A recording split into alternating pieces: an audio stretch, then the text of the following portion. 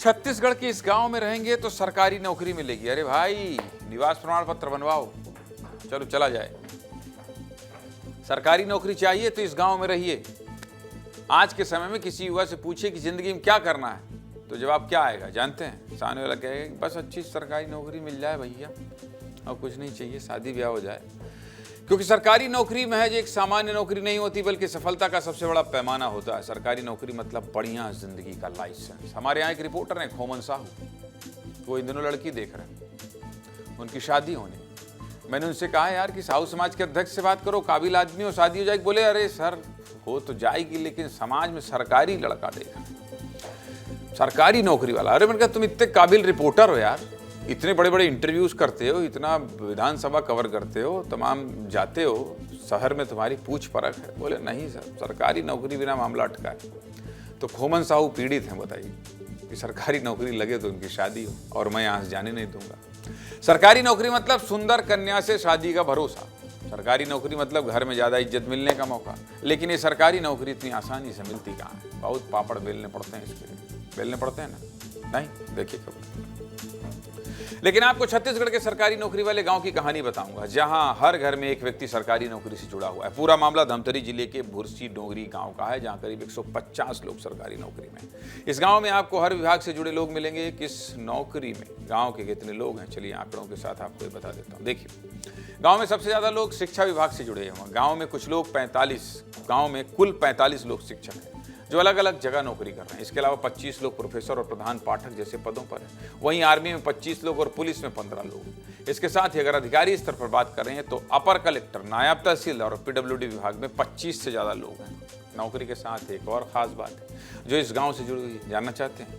बता देता हूँ। देश के अलग अलग हिस्सों में नौकरी करने के बाद भी त्योहारों पर लोग घर जरूर आते हैं। जब भी होली या दिवाली का मौका होता है, लोग अपने परिवार के साथ होते हैं। हमारे सहयोगी अभिषेक मिश्रा ने गांव में जाकर लोगों के से सफलता की कहानी जानने की कोशिश की।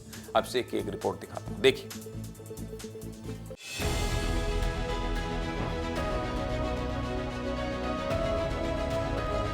छत्तीसगढ़ के धमतरी जिले में एक ऐसा गांव है जो प्रदेश में सबसे ज़्यादा नौकरी वाला, यानी सरकारी नौकरी वाला गांव कहा जा सकता है। आंकड़े के अनुसार बात किया जाए तो ज़्यादातर लोग टीचर, पुलिस में हैं, अधिकारी हैं, और ऐसे ही कई ऐसे शासकीय सेवा में अपनी सेवाएं दे रहे हैं।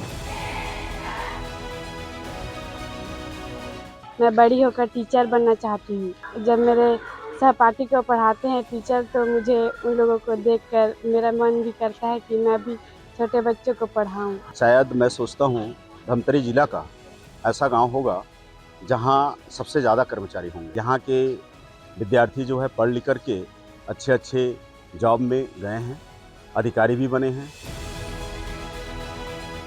मैं भी एक शासकीय सेवक रहा हूँ। अब मेरे घर का उदाहरण दे रहा हूँ मैं कि हमारे पिताजी के हम लोग 6 लड़के हैं, जिसमें 4 जने शिक्षक थे।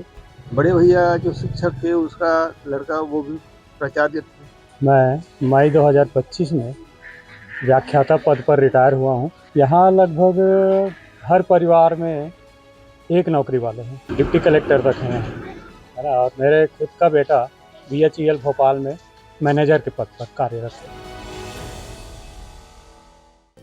अब इसे इत्तेफाक कहें या चमत्कार, लेकिन गांव की हकीकत तो यही है कि अंदरूनी इलाके में होने के बाद भी हर घर में 1-2 लोग सरकारी नौकरी से जुड़े हैं। यहाँ के लोगों ने कभी भी सुविधाओं के अभाव को सफलता के रास्ते में आने नहीं दिया। और ऐसा नहीं है कि ये नौकरियाँ नई नई लगी हों, बल्कि ये सिलसिला तो साल 1960 से चला आ रहा है। मुझे लगता है ये एक परंपरा होती है कि जैसे गांव में नहीं कहते हैं कि भाई सरकारी नौकरी, चलो हम भी तैयारी करेंगे, एक के बाद एक उससे प्रेरित होता है। ये प्रेरणा की वजह से ये सब हुआ है, मुझे ऐसा लगता है। इस गांव के कई लोग सरकारी नौकरी से रिटायर भी हो चुके हैं और नए बच्चों को प्रेरित कर रहे हैं। देखिए क्या कह रहे हैं गांव के सरपंच, सुनिए।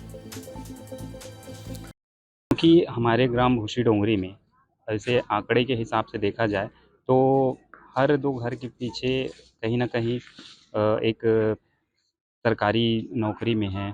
किसी परिवार में तो 2 से 3 व्यक्ति हैं, और उनसे मोटिव होकर के जो उनके पेरेंट्स हैं, उन लोग बच्चों को भी शिक्षा और जागरूकता के बारे में बताते हैं, जिसके माध्यम से बच्चों को मोटिव मिलता है और उन लोग भी अब शिक्षा के प्रति स्कूल में निरंतर अपना उपस्थिति देते हैं।